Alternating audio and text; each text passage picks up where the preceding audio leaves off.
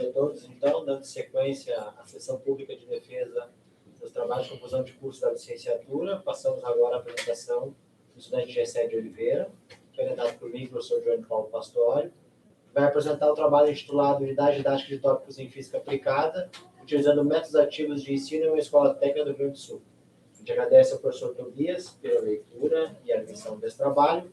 Gessé, vale a pena frisar, para ficar claro que são 30 minutos, depois mais 5, eu te aviso quando for chegar aos 30, tá? Boa apresentação. Uhul, lindo! Bom, eu sou o Gessé, eu vou me apresentar um pouco para vocês, porque, assim, nem todo mundo me conhece, né? A minha trajetória, ela vem desde lá na Fundação Liberato, onde eu estudei. Eu fui mal em física nos primeiros anos, e aí, depois que eu fui trocando um pouco de professor, trocando um pouco de metodologia, eu descobri que talvez o meu problema não fosse com a física, talvez o meu problema fosse alguma outra questão. Me tornei monitor de física no terceiro, quarto ano, e aí depois me formei, né? Vinha me formar no curso técnico em eletrônica. Depois que eu me formei, eu já pensava, já trazia comigo a ideia de ir para um curso de licenciatura, vim estudar aqui na URGS, mas eu não passei a primeira vez que eu fiz o vestibular, foi um momento complexo ali, né? Passei mal num dos dias da prova do Enem, então acabou atrasando um pouco a minha entrada. Nisso eu trabalhei por alguns anos como técnico em eletrônica na empresa, né? A Motronics, é uma empresa que não existe mais, ela foi comprada pela Fiotech, uma grande empresa. Mas enquanto eu trabalhava de técnico durante a semana e nos finais de semana eu ia fazer o quê? Eu ia dar aula no cursinho popular. Eu acordava cedo no sábado de manhã e ia para dar aula no cursinho. Inclusive, essa é uma foto dessa época, né? E com um dos meus alunos. Mais tarde eu acabei, né, vendo ele se formar lá no curso técnico em eletrotécnica da Fundação Liberato também, né? E a minha passagem pelo CPPL, pelo curso popular, cursinho popular, preparatório popular Liberato, foi responsável por eu bater o martelo de que eu queria vir para a licenciatura em física. Certo? Ok. E acabei ingressando no curso em 2021. E entrei em 2021 e em breve, se Deus quiser, já permitir, estarei me formando. Ao longo do curso, a gente faz 3 estágios. O meu primeiro estágio, eu fiz lá em ambientes, né, não formais de educação, eu fiz junto com a Elis no cursinho preparatório que foi importante na minha trajetória. Depois, o segundo estágio, eu fiz na escola onde eu estudei no ensino fundamental. E agora, terceiro estágio, eu venho apresentar para vocês, em forma de TCC, o relatório, pude fazê-lo na Fundação Liberato, como estagiário, né, docente lá. Ao longo da disciplina de estágio, a gente faz uma série de atividades. Os encontros da disciplina, leituras, discussões sobre métodos, metodologias, coisas que nos agregassem como professores. Depois, fazíamos apresentações, né? Aqui tem alguns dos pequenos vídeos, né, ao longo da disciplina, onde a gente apresenta as aulas que a gente vai dar no estágio, são chamados microepisódios de ensino. Certo? E, por último, né, essas atividades todas de a gente preparar as aulas, discutir, preparar as aulas, ir para a escola, dar essa aula e depois, né, produzir um relatório sobre isso, refletir sobre aquela prática, a gente vê, né, nos TCCs sendo apresentados hoje. Essa é um pouco da estrutura do nosso estágio 3, certo? Na escola, eu escolhi a escola que, né, me formou no ensino médio, a Fundação Liberato, e não só a escola, mas também o meu curso.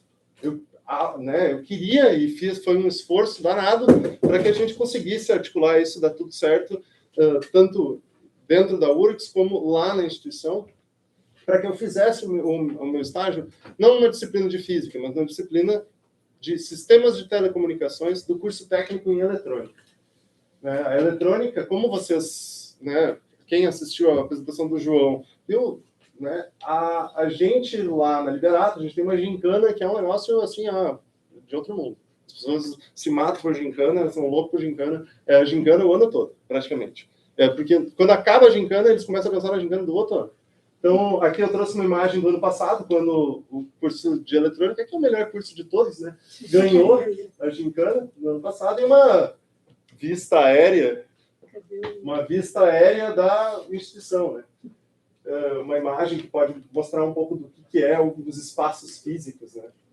Eu trouxe imagens também do laboratório, mas eu vou falar melhor depois. Nas turmas que eu pude observar e fazer regência, eu observei as turmas de 4º ano, né? Numa escola técnica a gente tem 4 anos, e o último ano ele é quase todo de disciplinas técnicas. Então eu observei a 4411, que foi... A 11 foi a minha turma quando eu estudei, né? Mas acabou que não foi a que eu fiz a regência.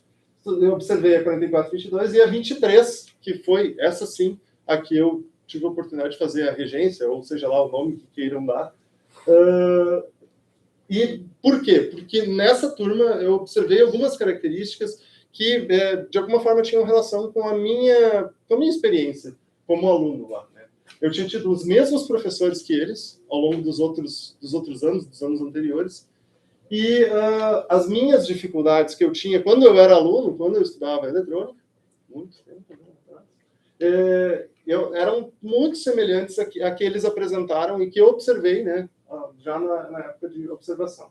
Apliquei um questionário inicial antes de começar a minha regência para que eu pudesse pensar em diferentes atividades e pensar na minha própria atuação como regente da disciplina, né, ministrando a disciplina de telecomunicações. E eu não vou ler tudo, né, mas 2 dessas perguntas eu destaco porque eu aglomerei elas em respostas semelhantes. Então, eu gostaria mais de física se fosse mais fácil, ensinada de uma forma diferente, se ela tivesse menos fórmulas, se tivesse aulas mais participativas, né? Então, foram critérios que eu acabei usando, né? Se tivesse mais prática, né? Um conjunto de alunos trouxeram essa ideia. Depois, qual a sua disciplina favorita? Teve gente que não queria se comprometer, né? Gosto de todas. Ou então, uma pessoa que falou história, né? Mas a disciplina que eu resolvi pegar, coincidentemente, é uma das que eles mais gostavam, né? Sistemas de comunicações e potência. Eu também observei bastante eletrônica de potência. A característica que une as duas é justamente o quê? Elas são ministradas pelo mesmo professor. Então, eu peguei, não eu, né, o professor supervisor, eu peguei uma disciplina em que os alunos já gostavam do professor, eles gostavam muito do professor, que foi o meu supervisor. E aí, por último, né, só para falar, tem alguns que... Programação dividia opiniões, né? Tinha gente, ou tu ama ou tu odeia. Mas, diante dessas respostas, eu fui tentar pensar as minhas atividades, né, do estágio. As aulas, como eram, né? Quando do supervisor, eram aulas assim, bastante tradicionais, elas eram bastante semelhantes a muitas das aulas que a gente tem aqui dentro da universidade, né? Com slides e muitas vezes o que eles fazem lá são muitas aulas práticas. Como vocês podem ver, a aula que eu observei e o lugar onde eu dei aula eram justamente um laboratório, certo? Ele é um laboratório de telecomunicações, um laboratório específico para esta disciplina. E se vocês forem bem, ele tem as bancadas, certo? Os equipamentos eletrônicos, mas ele também tem um quadro, né? E a tela para a gente exibir slides. Então, é uma sala de aula também, de alguma forma, certo? Os alunos tinham muitas atividades práticas, muitas. Geralmente, o professor dava um pequeno conteúdo teórico e depois deixava o resto dos períodos para os alunos poderem fazer as suas montagens e fazerem as coisas funcionar. O que muitas vezes é difícil porque a eletrônica é meio bruxaria. Nos conteúdos que eu trabalhei, eu trouxe... Assim, foi um pouco de azar, porque eu peguei o momento errado do trimestre. Se eu tivesse pegado um outro momento, talvez eu tivesse pego um conteúdo que eu gostasse mais. Mas... vida que segue, conseguir fazer estágio no Liberato já foi importante, então, né, acabei pegando um pouco de modulação AM, ou seja, amplitude modulada de sinais, e né, um componente chamado MOSFET. Talvez eu fale bastante do MOSFET nessa apresentação. Tá? No meu cronograma, eu tive 8 aulas, certo? Uma introdução às atividades que eu ia fazer, uma aula um pouco mais expositiva, MOSFET efeito de campo, a segunda aula, foi uma aula um pouco mais com métodos ativos, eu tentei usar pin instruction, né, outras metodologias. Na terceira, eu também foi um pouco mais expositiva, mas eu trouxe alguns elementos para né, discutir respostas deles no Just-in-Time Teaching. Eu vou falar sobre tudo isso depois. Tá? Na minha aula... eu tive 2 aulas que eu fiz aula prática. O que é aula prática? Eu dava um roteiro, e era muito semelhante às aulas que eles tinham já com o professor supervisor. Eu dava um roteiro para eles, e eles tinham que montar um circuito, fazer o circuito funcionar, apresentar ele montando, depois fazer um relatório no caderno de campo. Certo? A aula 4 e a aula 6 são uma aula nesse formato. Na aula 5, né, foi uma aula expositiva, mas ela teve momentos em que os alunos, né, tinham que fazer exercício. Eu não fiz exercício, eu fiz eles resolvendo os exercícios no quadro, que também é importante, do meu ponto de vista. Na aula 7, a gente usou o método de dizer, observar e explicar, que também vou explicar. E a aula 8 foi a finalização da unidade, né, e a apresentação de alguma prática como recuperação. No meu referencial teórico, eu trouxe a teoria antropológica do didático. Eu vou falar bem por cima, porque a ideia aqui não é incorporar na minha prática e no meu trabalho a teoria antropológica do didático na sua complexidade, e nem suponho que ela seja uma teoria de aprendizado. Eu uso ela como uma teoria para transposição, certo? Das minhas aulas, dos conteúdos que eu tenho que aplicar. Então, o que ela vai dizer? Ela vai trazer ideias, né, como objeto, o conceito de objeto, que é um objeto, e na maior parte das vezes vai ser o que a gente chama de saber, dentro do nosso modelo didático. A partir disso, a gente também tem instituições. Os objetos existem para instituições ou pessoas, certo? Pessoas ocupam posições institucionais. Então, uma pessoa, eventualmente, que se comporta, tem, né, todos os elementos de um professor, ela é um sujeito da posição professor, ela se sujeita à posição de professor. É o nosso exemplo aqui, certo? E a gente também tem o aluno, também, né, ocupa uma posição institucional, também uma pessoa que, né, se comporta e está num ambiente, numa instituição, numa organização, e assim se coloca, né, está nessa posição. O sistema didático aqui, a gente tem como objetivo trazer o professor, tem que ter uma boa relação com o saber e também uma boa relação com o aluno, certo? Para que assim o aluno possa criar, ou desenvolver, ou transformar a relação que ele tem com esse saber, certo? A partir disso, a gente traz ideias que são mais importantes para o meu trabalho, que são a transposição didática, ou seja, a transformação que o saber sofre ao longo de várias esferas, certo? Eu trouxe aqui um exemplo, tá, do que eu fiz. A gente tem um MOSFET e um documento oficial do fabricante, só que isso não é didático, certo? Então, ele é explicado, o funcionamento daquele componente, ele é explicado por quê? Um livro, talvez, né, uma etapa de livro, ali ele sofre uma transformação. Depois, e assim ele se torna de saber sábio, que é esse saber mais, né, mais na fronteira do conhecimento, ele se torna saber a ser ensinado. Depois, a gente tem um outro processo de transposição, e é aqui que eu vou focar as minhas atividades, que é no trabalho do professor, certo? Onde ele passa a transformar aquele saber que tem que ser ensinado, que é curricular, para aquilo que de fato eu vou trazer e como eu vou abordar isso nas aulas, certo? Ao fazer esse processo, essa transformação aqui, ela não tem tanto foco dentro da teoria antropológica do didático, né? Então eu não vou focar nela, eu vou focar aqui, certo? E como eu transformei o saber para tentar abordar os conteúdos dentro da sala de aula com os alunos. Dentro disso, a gente tem três questões, né? A dessincretização, que é quando a gente pega os conteúdos e separa eles em caixinhas e reorganiza eles de outras formas para facilitar o conhecimento ou até mesmo para organizar os currículos. Isso é uma transformação. A despersonalização, que é quando a gente desconecta aquele conhecimento das pessoas que o produziram e das comunidades que os produziram. E, por último, a descontextualização, que é quando a gente tira aquele saber do contexto em que ele foi produzido, certo? A gente, em algum grau, a gente sempre faz alguma dessas transformações, né? Mas a gente tem que tomar um cuidado, né? A gente tem que exercer uma vigilância para que a gente não distancie muito o saber que a gente vai trazer para dentro da sala de aula desses saberes que deram origem, dos contextos, né? E para que não os transforme de uma forma que seja irreconhecível. Certo? Na prática, o que eu tentei fazer? Eu tentei trazer, primeiro, contextualização. Dar contexto para as aulas. Seja um contexto fictício, usando referências culturais como uma coisa que eu chamei de elementos paradidáticos. É uma questão, são coisas que não são utilizadas normalmente para fins didáticos, mas que aqui eu faço uma pequena transformação, uma adaptação, e assim eu passo a usá-los, como, por exemplo, filmes, certo? Outro tipo de contextualização é a contextualização histórica, trazer o que, né, como a história ajudou, né, no desenvolvimento daquele conteúdo. Eu ia tratar de rádios, né, modulação AM, então era importante, eu trouxe, né, contexto de guerra, enfim.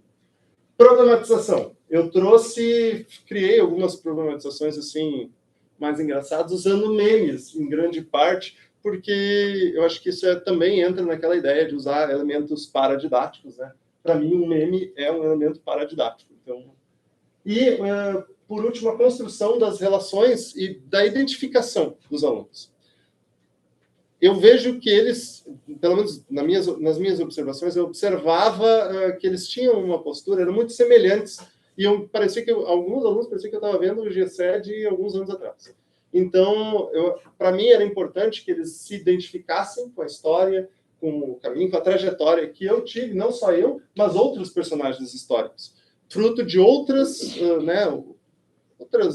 vivências que foram relatadas pelos alunos, certo?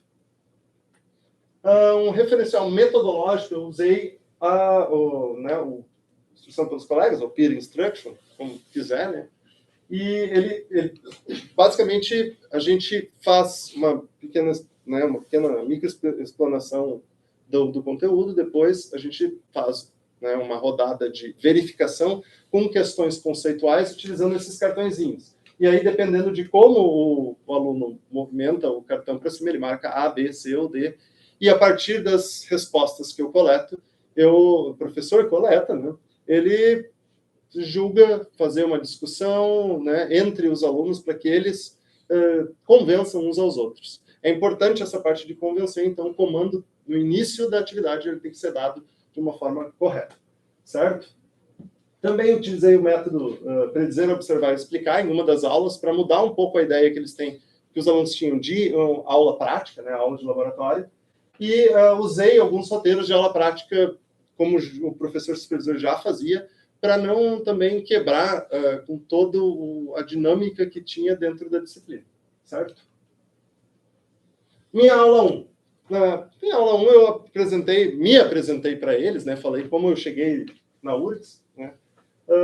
Também trouxe alguns conceitos bem básicos, falei de comunicação, né, a história das telecomunicações, e como isso tinha uma relação com, né, contextos de guerra, o desenvolvimento dos semicondutores e como a física estava presente nesses contextos, certo? Trouxe as histórias de Alan Turing e Hedy Lamarr como uma forma de tentar conectar eles com personagens que geralmente não são citados, são diferentes do tradicional, certo? Na realidade, a minha aula foi bastante longa, eles não estavam acostumados com aulas tão longas. O uso da história não teve o impacto que eu pensei que teria, porque a história dela é muito parecida com a história de alguns dos alunos, e aí eu pensei que eles conseguiriam se identificar, não aconteceu do jeito que eu esperava.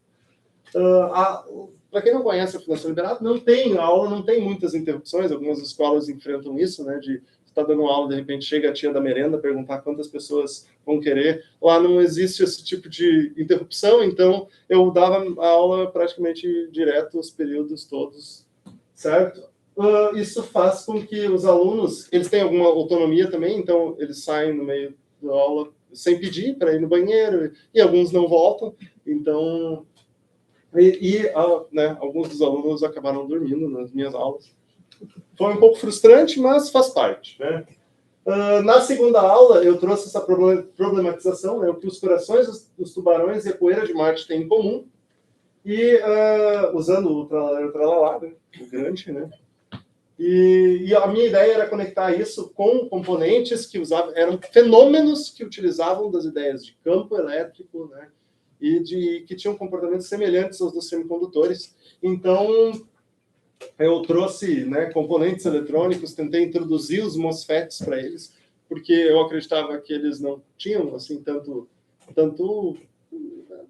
conhecimento, eles não tinham uma relação boa com os MOSFETs. Com outros tipos de transistor, talvez, mas com os MOSFETs, não tanto. Usei o Peer Instruction nessa aula e funcionou bem. Primeiro porque eles estavam um pouco traumatizados, então eu acho que eu pude ressignificar um pouco do que era o Peer Instruction para eles. E um dos momentos, né, legais, eu falei também sobre aplicações, né, na experiência que eu tive profissional como técnico em eletrônica dos MOSFETs. Então, o que aconteceu, né, na realidade? Foi um sucesso, tralaleiro, tralalá, né? Obviamente, que ninguém esperava. E aí, eles tiveram... Isso para mim foi surpreendente. Eles estão no último ano né, da escola.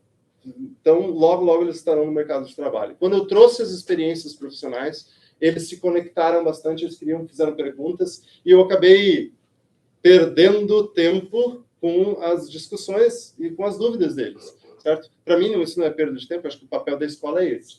Mas eu acabei atrasando no planejamento, então eu não consegui executar, eu não consegui explicar o que o tralaleiro, tralalá tinha a ver com a discussão, certo? E aí eu acabei deixando isso para a próxima aula. Na aula 3, eu retomei, né, tive que arrumar o planejamento, retomei né, o tralalá, fechei a discussão da aula anterior, mas na aula 3 eu trouxe um outro contexto, outros problemas. Eu trouxe The Last of Us, onde o Joel e o Thomas, porque eu falo em português, eles conversam sobre, né, através de rádio. Para quem não sabe, né, tem um contexto pós-apocalíptico, então minha ideia é que o Joel perdeu o seu rádio, ele tem que construir um rádio novo, construir amplificadores novos, e a partir disso discutir os amplificadores classe E e classe D, que usam dos MOSFETs, né, nas suas aplicações.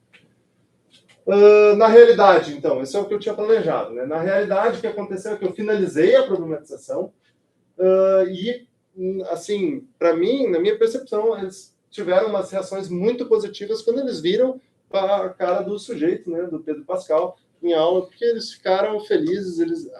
Isso veio, The Last of Us, veio do questionário inicial. Eu perguntei o que eles gostavam de assistir, obras, né, enfim, livros, filmes, e eles citaram, então, quando eu mostrei, vários alunos, né, foram poucos que citaram, mas vários alunos tiveram reações muito positivas.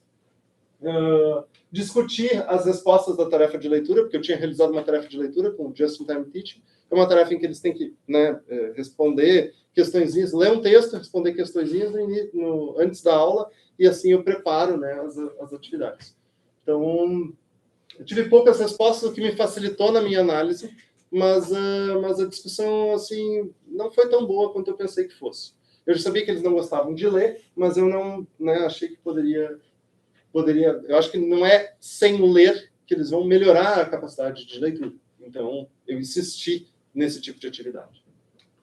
Na aula 4, é a minha aula prática, né? Foi a primeira aula em que o professor Johnny assistiu, foi ver o meu estágio, e eu achei que a aula prática, porque eu já acompanhei, eu tive esse tipo de aula, eu pensei, não, isso aí é muito mais fácil do que dar uma aula tradicional, e eu fui surpreendido que é muito mais complexo do que eu pensei. Né? Então, eles tinham que montar esse circuito e apresentar o circuito funcionando. Foi a primeira observação, né, do Johnny, o que me deixou ainda mais nervoso, porque eu soube disso 10 minutos antes de a aula começar. Como eu disse, foi desafiador, porque os alunos me solicitavam constantemente. Eu passei 1h40 sendo chamado de bancada em bancada para tirar dúvidas, para ajudar, para ver o circuito funcionando. Mas um pouco pela presença, eu acho, do professor, e outro tanto pelas orientações que eu dei, todos os grupos conseguiram apresentar a prática funcionando. Aqui é um exemplo, né, da bancada com o sinal funcionando dentro do osciloscópio. Então, né, eu acho que todos eles apresentarem a prática foi algo inédito, eu não tinha observado isso em nenhum momento né, das observações, então, eu acho que não aconteceu depois também, né, foi algo, eles sentiram a pressão e foram lá e trabalharam um monte, mas deu certo. Na aula 5, eu trouxe o último módulo mais teórico, né, vamos dizer assim, e aí minha contextualização usou de Star Wars. Eu queria falar de Star Wars, né, eu acho que foi legal, eu gosto de como, né, o contexto favorecia, né, aquela discussão. Eu tinha que falar sobre amplificadores classe S, misturadores e o receptor superheterógeno. Então, o que eu fiz? Eu propus uma situação onde, em Star Wars, eles precisam transmitir dados agora, e não mais voz, e assim, eles precisam de outro tipo de amplificador, certo? Sinal. Diante disso, os engenheiros, ditos engenheiros, acabam, né, interferindo nos sinais, colocando outras coisas junto, utilizando dos misturadores, e para isso os nossos rebeldes, né, têm que construir um receptor superheterógeno que consegue anular esses sinais malucos que são colocados junto. Certo? Também tinha que discutir sobre o MOSFET Dual Gate, um tipo diferente de MOSFET, e eu trouxe exercícios utilizando o Yoda gaúcho, né? O Yoda que eu via a Rádio Guaíba, então é uma série de modelagens ali dentro da perspectiva para que eles tivessem que ir ao quadro e fazer os exercícios, certo? E aí iam um por um resolver os exercícios. Na realidade, foi a segunda observação do Johnny, né? Essa aí eu já estava menos nervoso.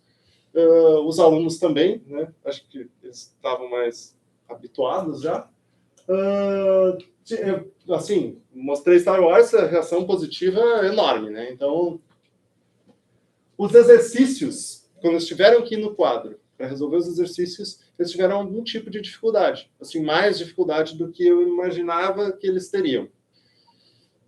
E aí, talvez seja a presença do professor observando, né, ou ter que ir no quadro para fazer na frente da turma, mas eu acho que isso é importante porque, né, tem que resolver os exercícios, muitas vezes é importante. Eu, né, também orientei eles a que eles se ajudassem e, de fato, os alunos começaram a, né, contribuir uns com os outros na realização dos exercícios.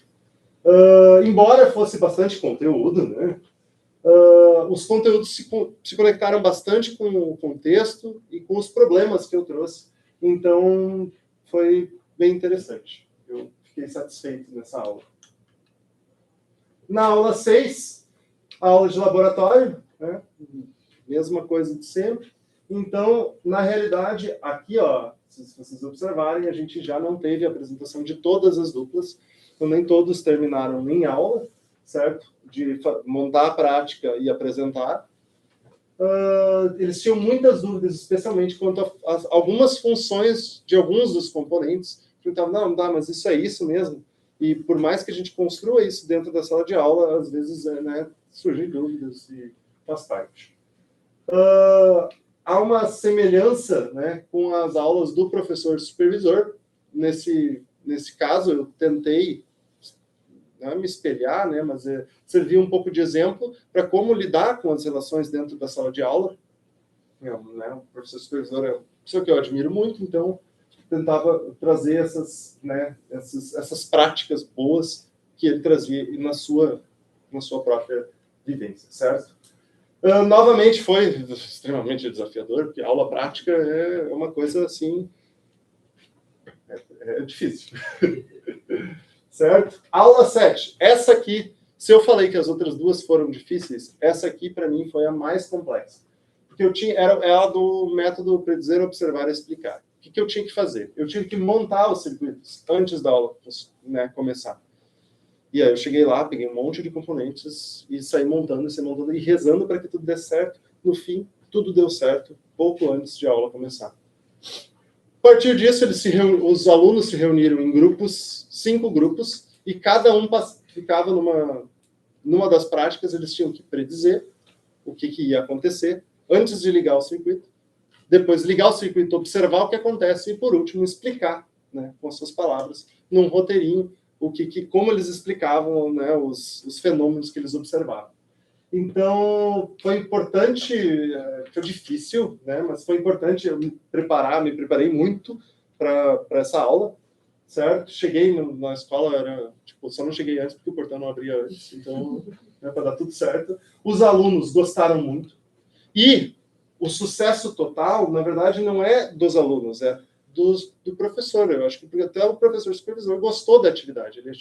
Ele propôs que a gente realizasse mais desse tipo de atividade na disciplina dele em outros momentos, né? Então, eu fiquei muito satisfeito. Eu acho que os alunos se comprometeram também e gostaram, certo?